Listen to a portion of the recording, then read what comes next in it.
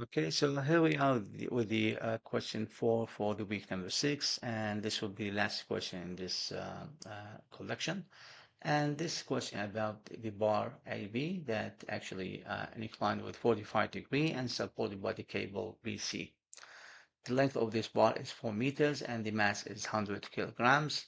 And what we are going to do is we are going to applying a horizontal force at the point A of 500 Newton. Let me use the pen here. So we're going to have 1,500 Newton to pull the bar at the point A.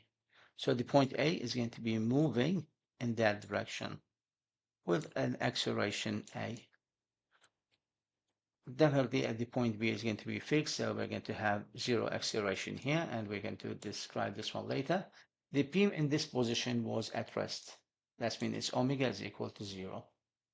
Now we need to determine what will be the tension in the cable at this instant of the towing force. The coefficient of the kinetic friction between the beam and the floor is going to be equal to 0.3. And for the calculation, we're going to assume that the beam is uniform. So we start first by sketching the free body diagram. So what we can see here at the point G, we're going to have the weight, which is going to go downward. The cable tension is going to be horizontal at the point B. And at the point A, we're going to have the normal force, the 1,500, and the friction force. Definitely the friction force is going to be equal to the kinetic of the kinetic friction coefficient and multiplied by the normal force. So if I'm going to do the kinetic diagram, we're going to have the mass multiplied by the acceleration to the x and the mass multiplied by the acceleration to the y. That's for the forces in the x and the y. And we're going to have the Ig alpha for the moment. Now, the solution steps as suggested by the book, where first do the free body diagram and the kinetic diagram for this bar, and then we're going to do the signal of the forces to the x and the y, and do the moments around the point G. No, we're going to do the moments around the point A, because this will be more convenient, because here we have three forces, and I would like to cancel the effects. Okay, so the free body diagram is going to have the moment only by having the weight multiplied by this distance and this force multiplied by the height from A to B. And this can be very easy to be found because we know that this angle is 45 and we can solve this question.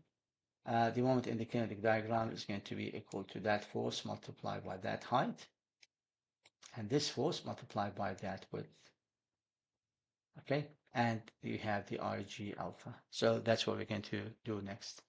So also is give us a suggestion to find the acceleration at the point A. We said that at the point B is going to be fixed. And we have that the omega is equal to 0. So we can write down the relative acceleration equation here. And we can solve to find the value for the AA as a function of the alpha. And then we're going to repeat the process for the relative acceleration equation between the G and the A. We have the components here is known as in the I direction. We can find the value for the RGA, okay, which is going to be very easy to be found. And then I can solve for the I's and the J's, and I can find the value for the acceleration to the X direction and acceleration to the Y direction. And then keep doing the solving until I get to find the tension value at the table PC. So once again, this is a free body diagram in a more clearer view, and you can see that everything we can find there. Okay, so we're going to have it actually during the solution as well. So we're going to define what we know. We know the mass, we know the coefficient of friction, we know the omega is equal to 0 and the P is equal to 1,500. The unknown is going to be the FA and the NA, the alpha and the AG. The actual direction can be obtained by inspection later. Now we're going to start to calculate the value for the acceleration A. And then we're going to calculate the accelerations at the point G to the X and the Y direction. Now, definitely the point A is going to have only a horizontal component. It's going to, because it's going to move horizontally. It's not going to leave the ground, so the Y direction is going to be equal to 0.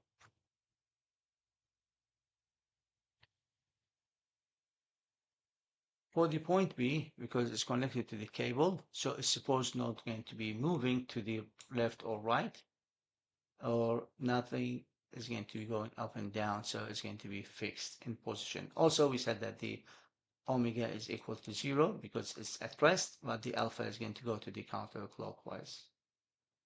So we start first by defining the distance RBA as a vector, which is going to be equal to the length of the bar multiplied by the cosine of 45 in the I direction, and the length of the bar multiplied by the sine of 45 in the Y direction, or the I and the J as we usually explain them.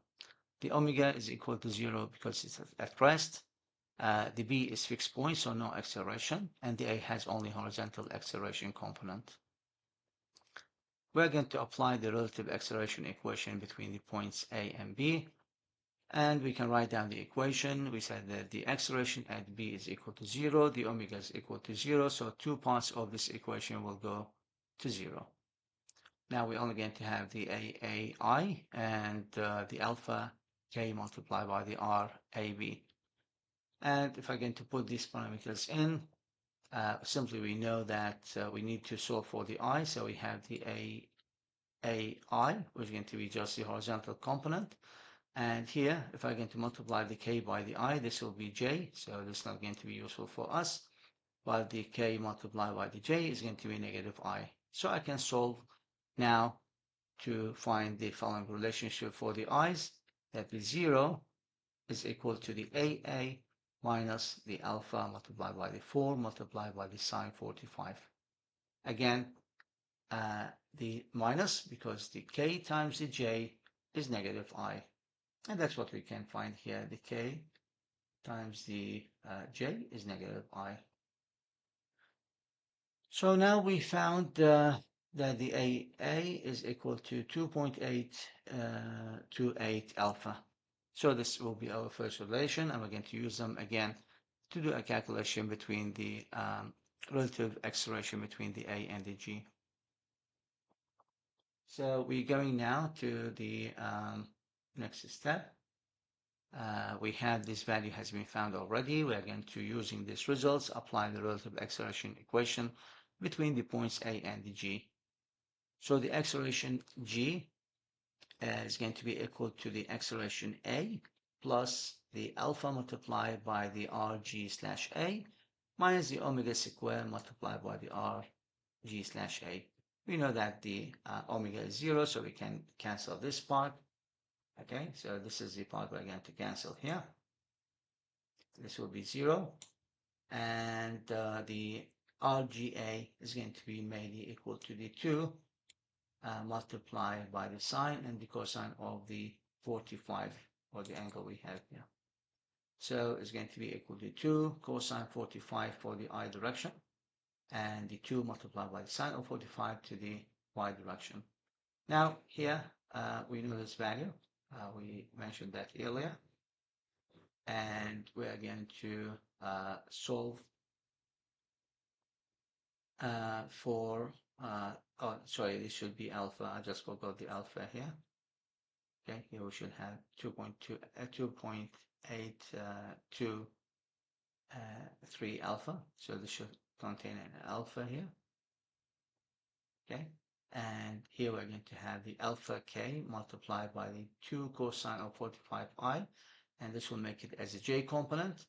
And here we're going to have negative I component. So by solving this equation, it should be the following. The AGX is equal to, once again, we said that we're missing the alpha here.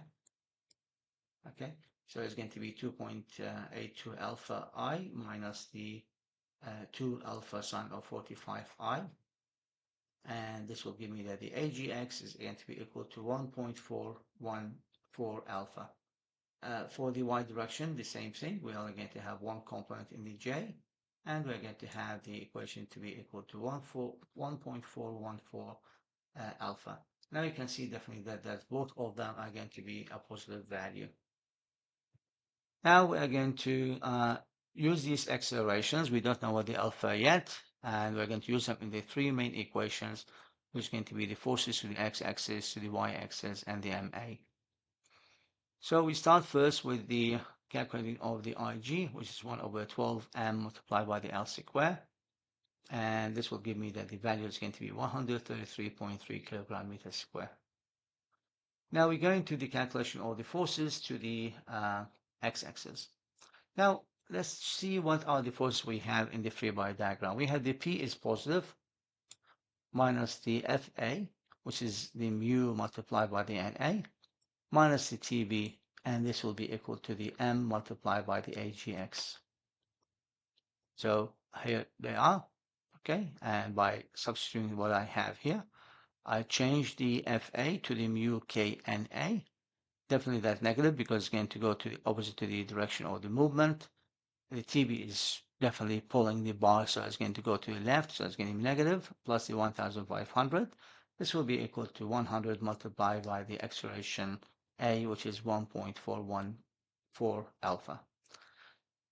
By continue the expanding of the equation, we can find the TB as a function of the NA and the alpha. So we have two unknowns that are not known yet. We need to solve for them, and then we're going to come to an answer for the value for the TB. Now we're going to the y direction. We have the weight going down and the reaction force NA going upward in the free body diagram, and this will be equal to the mass multiplied by the acceleration y at the point G. Now we are going to solve for this equation with what we know, and we're going to find the NA as a function of alpha.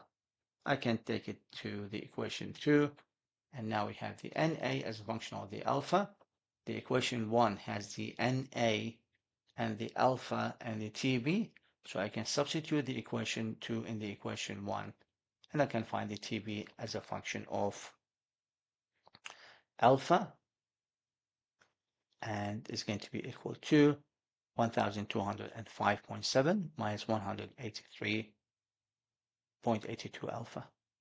So this will be the equation number 3, and I'm going to use this equation is going to be very useful to find the value for the alpha when I'm going to calculate the moment around the point A. So I'll come to the moments around the point A, and the free body diagram is going to be equal to the moments around the point A in the kinetic diagram. So I can write down every section individually. So you can tell now that the moment around the point A in the free body diagram is going to be equal to the TB multiplied by the force sine of 45 minus the W multiplied by 2 multiplied by the cosine of 45. All what I mentioned here is that the TB is going to be multiplied by that height. And that height here is going to be equal to the total length of the bar, which is 4, multiplied by the sine of 45. That's explained this one. Positive because it's going to go to the counterclockwise. Now the weight is going downward. It's going to be perpendicular to that distance here. And this distance here is going to be equal to the 2 meters multiplied by the cosine of 45. Okay, that's negative because it's trying to turn the bar to the clockwise direction. Now we go into the free body the kinetic diagram. So we're going to have the IG alpha. We know the IG now, and this will be plus the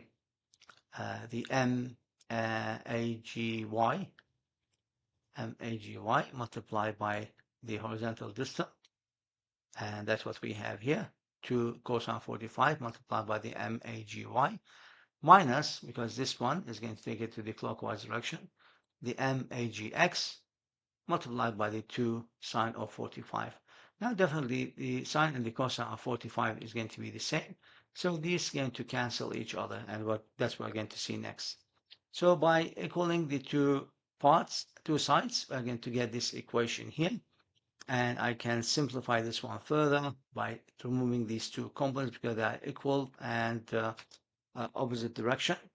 And I will end up by finding that this will be the equation number 4. Put the equation 3 that we got earlier for the TB as a function of the alpha in this equation to minimize the unknowns to alpha only. I'm going to come to this equation. So the 2.828, that's actually the value of the 4 multiplied by the sin of 45. We multiply by the TB we got from the previous relationship. That will be the 2 cosine of 45 multiplied by the weight. This will be negative because it's going to go downward. And on the other side, the IG is 133 multiplied by the alpha. Now we're going to open the bracket here. We're going to open this bracket, and we're going to come to the answer to be 3,410, which is the 2.82 multiplied by the 1,205, minus 519.84 multiplied by the alpha, which is 2.828, multiplied by 183.82, minus the 1.414 multiplied by the weight, and this will give me the 1,387.14, and on the other side we're going to have 133 alpha. So now we have the alpha here, we have the alpha here, and these are pure numbers, so we can solve for this one, and we are going to come to the conclusion that the 2023.1 is equal to 653.1 for alpha, and thus we are going to find that the alpha is equal to 3.1 radian per second square. Now we got the value for the alpha. We're going to go back to the equation number 3, substitute there, and the answer we're going to find is going to be the 635.86, or the 636 Newton that given to us in the answer sheet. Okay, so that's it for today, and we're going to see you in the class later, and we're going to post to you the week number 7 tutorial question very soon.